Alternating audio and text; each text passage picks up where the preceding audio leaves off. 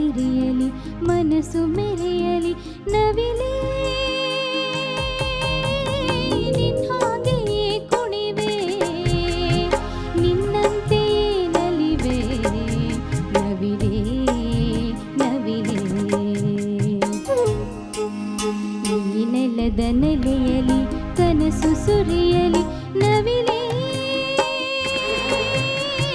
ನೀನೇ ನಾನಾಗುವೆ ಗೆಲುವಾಗಿ ಒಲಿವೆ ನವಿಲೇ ನವಿಲೇ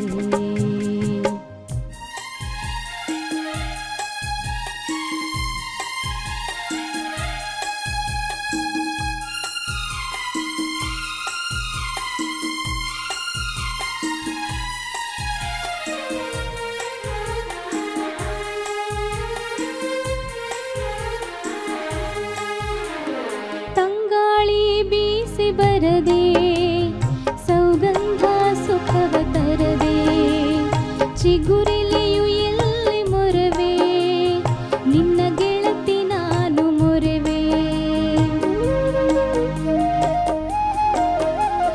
ತಂಗಾಳಿ ಬೀಸಿ ಬರದೆ ಸೌಗಂಧ ಸುಖವ ತರದೆ ಚಿಗುರಿಲೆಯು ಎಲ್ಲಿ ಮೊರವೆ ನಿನ್ನ ಗೆಳತಿ ನಾನು ಮೊರೆವೆ ಮತ್ಯಾಕೆ ಮೌನ ಗೆಳೆಯೇ ಸಿಟ್ಯಾಕೆ ಎಂದು ತಿಳಿಯೇ ಹೊತ್ಯಾಕೆ ಹೇಳುವಳಿಲೇ ಗುಟ್ಯಾಕೆ ನನ್ನ ಬಳಿಯೇ ಹೇಳಿರಿ ನಿಮ್ಮನ್ನು ನಾ ಹ್ಯಾಂಗ ಮರೆಯಲೇ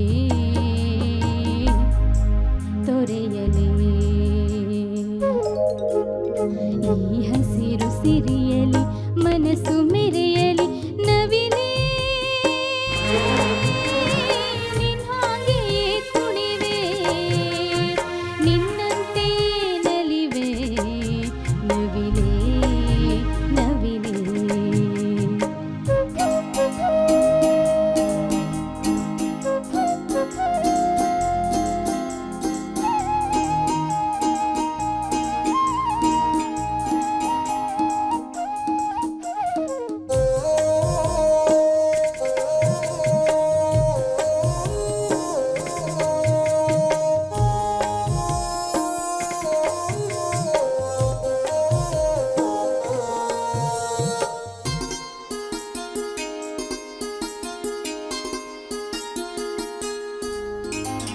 ಏನಂಥ ಮುನಿಸುಗಿರಿಯೇ ಮಾತನ್ನ ಮರೆತೆ ಸರಿಯೇ ಜೇನಂಥ ಪ್ರೀತಿ ಸುರಿದೆ ನನ್ನ ಜೀವ ಜೀವನದಿಯೇ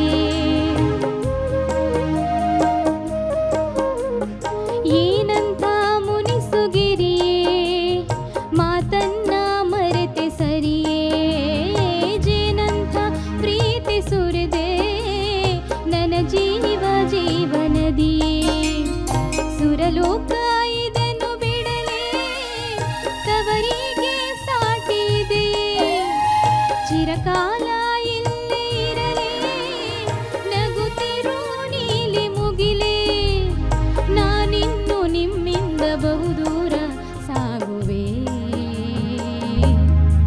ಹರಸಿರೇ ಈ ಹಸಿರು ಸಿರಿಯಲಿ ಮನಸ್ಸು ಮೆರೆಯಲಿ ನವಿಲೇ ನಿನ್ ಹಾಗೆಯೇ ಕುಣಿವೆ ನಿನ್ನಂತೆಯೇ ನಲಿವೆ ನವಿಲೇ ನವಿಲೇ ನವಿಲೇ ನವಿಲೇ ನವಿಲೇ ನವಿಲೇ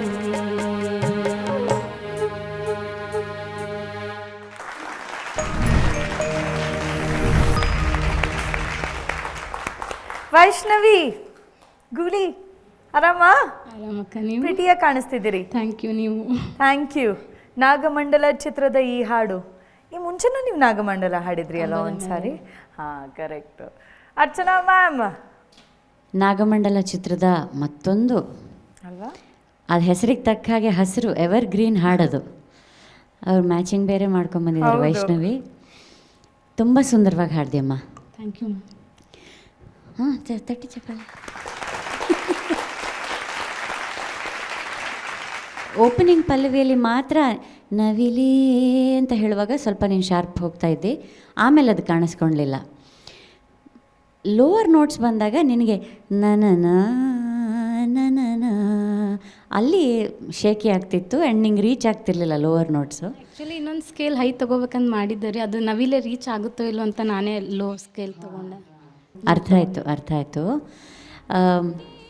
ಇದೆ ಒಂದು 3 ಜನ ಹೆಣ್ಮಕ್ಳಿಗೆ ರೇಂಜು ಮತ್ತು ಲೋವರ್ ಆಕ್ಟೇವ್ ಎರಡರದ್ದು ಪ್ರಾಬ್ಲಮ್ ಇದೆ.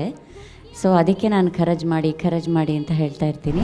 ಹೇಳಿರಿ ನಿಮ್ಮನ್ನು ನಾ ಹ್ಯಾಂಗ ಮರೆಯಲೇ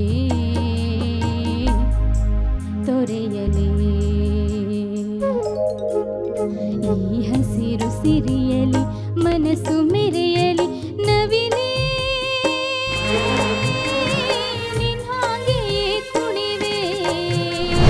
ಅದನ್ನು ನಿಧಾನಕ್ಕೆ ಸರಿ ಮಾಡ್ಕೊ. ಬಟ್ ಈ ಥರ ಹಾಡುವಾಗ ಕಷ್ಟ ಆಗುತ್ತೆ, ಯಾಕಂದರೆ ತುಂಬ ಲೋನೂ ಇದ್ದು ತುಂಬ ಹೈಯೂ ಇದ್ದಾಗ ಅಲ್ಲಿ ತೊಡಕು ಶುರುವಾಗುತ್ತೆ ಹಾಡೋರಿಗೆ. ರೇಂಜಲ್ಲಿ ನಾವು ಏನಂತಾರೆ ಸುಲಲಿತವಾಗಿ ಅದನ್ನು ಅಭ್ಯಾಸ ಮಾಡ್ಕೊಂಡಿಲ್ಲದೆ ಇದ್ದರೆ. ಸೊ ಈ ಥರ ಹಾಡಲ್ಲಿ ಕೈ ಕೊಡಬಾರ್ದು ಅಂದಾಗ ಖರ್ಚು ಮಾಡಬೇಕಾಗತ್ತೆ. ಓಕೆನಾ? ಸೊ ನೀ ಹಿಂದೂಸ್ತಾನಿ ಕಲಿತಿದೆಯಲ್ವಾ? ಹಾಂ, ಸೊ ಹಿಂದೂಸ್ತಾನಿಲಿ ಹಿಂದೂಸ್ತಾನಿ ಶಾಸ್ತ್ರೀಯ ಕಲಿತವ್ರಿಗೆ ಖರಜ್ ಮಾಡಲಿಕ್ಕೆ ಹೇಳ್ತಾರೆ ಗುರುಗಳು ಅಲ್ವಾ? ಸೊ ಇನ್ನೂ ಹೆಚ್ಚು ಖರಜ್ ಪ್ರಾಕ್ಟೀಸ್ ಮಾಡು. ಅದೇ ಆಮೇಲೆ ಲೋವರ್ ನೋಟ್ಸಲ್ಲಿ ಸ್ವಲ್ಪ ಶೇಕಿ ಆಗೋದನ್ನು ಕೂಡ ನೀನು ಕಂಟ್ರೋಲ್ ಮಾಡು. ಅದು ಯಾವಾಗ ಅಲ್ಲಿ ರೀಚ್ ಆಗಲ್ಲ ಅಲ್ಲ, ಗಂಟ್ಲಲ್ಲೇನೋ ಹಿಡ್ದು ಹಾಗಾಗತ್ತಲ್ವ, ಆವಾಗ ಶೇಕಿ ಆಗೋಕ್ಕೆ ಶುರುವಾಗುತ್ತೆ ಗಂಟ್ಲು. ಸೊ ಅದಷ್ಟು ಬಿಟ್ಟರೆ ಸುಂದರವಾದ ಗೀತೆ. ಅಶ್ವಥ್ ಅವರು ಏನು ಅದ್ಭುತವಾಗಿ, ಆ್ಯಕ್ಚುಲಿ ಈ ರಾಗವೇ ಚಂದ. ಮೋಹನ ಭೂಪ್ ಅಂತ ಹೇಳ್ತೀವಲ್ಲ, ಇದರಲ್ಲಿ ಎಂಥೆಂಥ ಅದ್ಭುತವಾದ ಹಾಡುಗಳು ಬಂದಿದ್ದಾವೆ. ನಾವು ಇಡೀ ಭಾರತದ ಚಿತ್ರರಂಗ ಅಂತಲೇ ತೊಗೊಂಡ್ರೆ, ಬರೀ ನಮ್ಮ ಕನ್ನಡದ್ದಲ್ದೇ ಅದ್ಭುತವಾದ ಹಾಡುಗಳು ಬಂದಿದ್ದಾವೆ. ಸೊ ಅದರ ಸಾಲಿಗೆ ಸೇರುವಂಥ ಮತ್ತೊಂದು ಅದ್ಭುತವಾದ ಹಾಡು, ತುಂಬ ಸುಂದರವಾಗಿ ಹಾಡ್ದು. ಇನ್ನೊಂದು 10% ಭಾವ ಹೆಚ್ಚು ಕೊಡ್ಬೋದಿತ್ತು ಅಂತ ಅನ್ನಿಸ್ತು. ಎಸ್ಪೆಷಲಿ ಎಂತಲ್ಲಿ ಅಂದರೆ ನವಿಲೆ ಅನುಪಲ್ವಿ ಹೇಳು.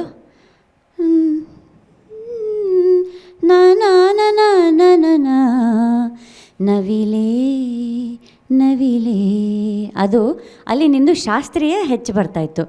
ನವಿಲೆ ಅದು ಬಂದಾಗ ಏನಾಗುತ್ತೆ, ಅಲ್ಲಿ ಜ್ಞಾನ ಜಾಸ್ತಿ ಬರುತ್ತೆ, ಭಾವ ಕಮ್ಮಿ ಆಗುತ್ತೆ.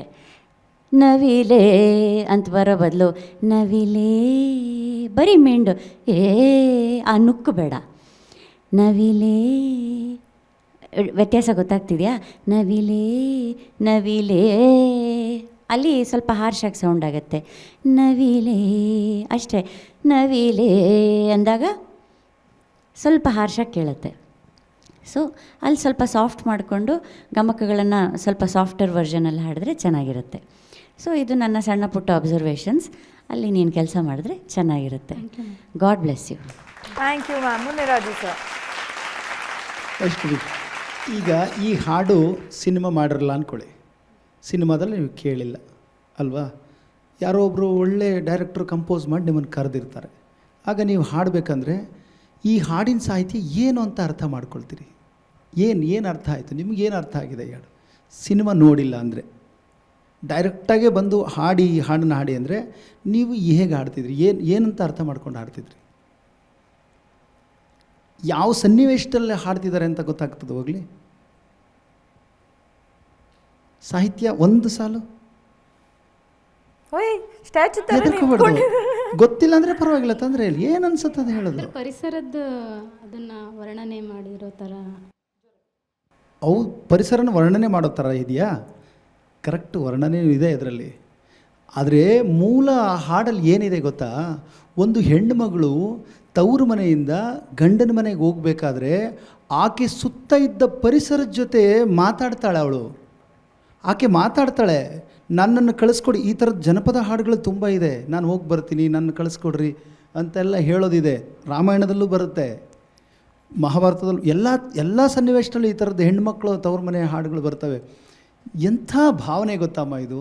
ಅಲ್ಲ, ಆ ಬಳಸಿರೋ ಪದಗಳಂತೂ ಅದ್ಭುತ. ನೋಡಿ ಅಲ್ಲಿ ಒಂದು ಕಡೆ ಮರವೇ ಮೊರೆವೆ ಅಂತಾರೆ. ಮೊರೆವೆ ಮೊರೆವೆ ಮರವೆ ಒಂದು ಸಣ್ಣ ಅಕ್ಷರ ಇದಷ್ಟೇ. ಮರ ಬೇರೆ, ಮೊರೆ ಅದು ಒಂದು ಶಬ್ದ ಮಾಡೋದಲ್ವಾ, ಒಂದು ನದಿಯ ಶಬ್ದ. ನಿನ್ನ ಹಾಗೆ ನಾ ಮೊರೆವೆ. ಎಂಥ ಸಾಲುಗಳನ್ನು ಬಳಸಿದ್ದಾರೆ. ಚಿಗುರೆಲೆಯು ಎಲ್ಲಿ ಮೊರವೇ, ನಿನ್ನ ಗೆಳತಿ ನಾನು ಮೊರೆವೆ.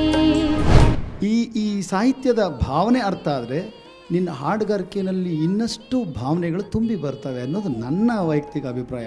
ಅದರಿಂದ ಹಾಡುಗಾರರು ಆ ಸಾಹಿತ್ಯದ ಭಾವನೆ ಕೂಡ ಅರ್ಥ ಮಾಡಿಕೊಂಡ್ರೆ ಇನ್ನಷ್ಟು ಚೆನ್ನಾಗಿ ಅದನ್ನು ಮೂಡಿಸ್ಬೋದು ಅನ್ನೋದು ನನ್ನ ವೈಯಕ್ತಿಕ ಅಭಿಪ್ರಾಯ.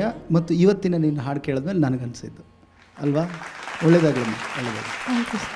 ಏನು ಕಲ್ಸ ವೈಷ್ಣವಿರವರೇ ತುಂಬ ಚೆನ್ನಾಗಿತ್ತಮ್ಮ ಹಾಡು, ಅದರಲ್ಲಿ ನೋ ಕಾಮೆಂಟ್ಸ್. ಸಾಹಿತ್ಯನ ಅರ್ಥ ಮಾಡಿಕೊಂಡ್ರೆ ಅವಾಗ ನೀವು ಇನ್ನೂ ಅನುಭವಿಸಿ ಆಡ್ಬೋದು ಅಂತ ಒಟ್ಟಾರೆ ಅದರ ಅರ್ಥ ಅಷ್ಟೇ. ತುಂಬ ಒಳ್ಳೆಯ ಹಾಡು. ನಿಮ್ಮ ಕಂಠಕ್ಕೆ ಈ ಸಾಫ್ಟ್ ಏನಿರುತ್ತೆ ಮೆಲೋಡಿ ಸಾಂಗ್ಸು ತುಂಬ ಚೆನ್ನಾಗಿ ಸೂಟ್ ಆಗುತ್ತೆ. ಇನ್ನೂ ಹೆಚ್ಚೆಚ್ಚಿಗೆ ನಿಮ್ಮ ಹಾಡುಗಳು ಬರಲಿ ಈ ರೀತಿಯ. ಧನ್ಯವಾದಗಳು ನಿಮಗೆ. Thank you sir. Vaishnavi, good lucks ನಿಮಗೆ ಮುಂದಿನ ಎಪಿಸೋಡ್ಗೆ. Thank you.